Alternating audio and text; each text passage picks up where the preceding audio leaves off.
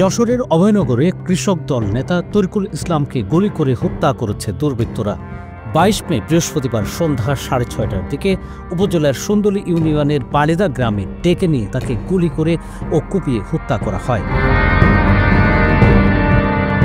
তরিকুল ইসলাম পৌর কৃষক দলের সভাপতি ও পৌরসভার ধোপাতি গ্রামের বাসিন্দা।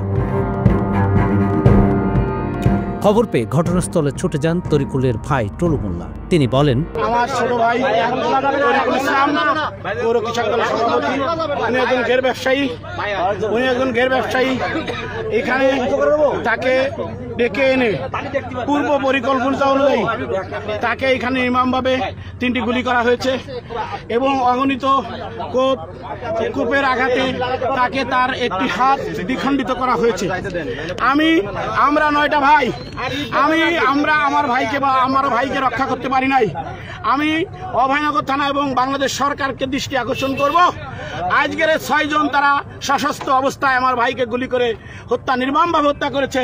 ঘটনাস্থলে সাংবাদিকরা কথা বলেন অভয়নগর উপজেলা বিএনপির সভাপতি ফারাজি মতিয়ার রহমানের সঙ্গে। আমি আসলে মর্মাহত। এই ধরনের একটা দৃশ্য দেখার জন্য মানসিক প্রস্তুতি নেই, যে কারণে আমি খুব নার্ভাস ফিল করতেছি। এই এত বড় ন্যাক্কার ঘটনা এখানে, এই মানে কি বলবো, নির্জন এলাকা নাকি এটা জনবহুল এলাকা। আমি আসলে এখানে দিনের বেলায় কখনো আসি নাই।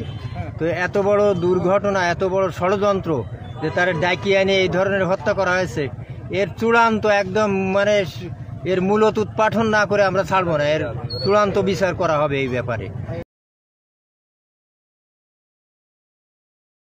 ওয়ালটন আবারও মিলিনিয়ার অফারে ওয়ালটন ফ্রিজ কিনে আপনিও হয়ে যেতে পারেন মিলিয়নিয়ার।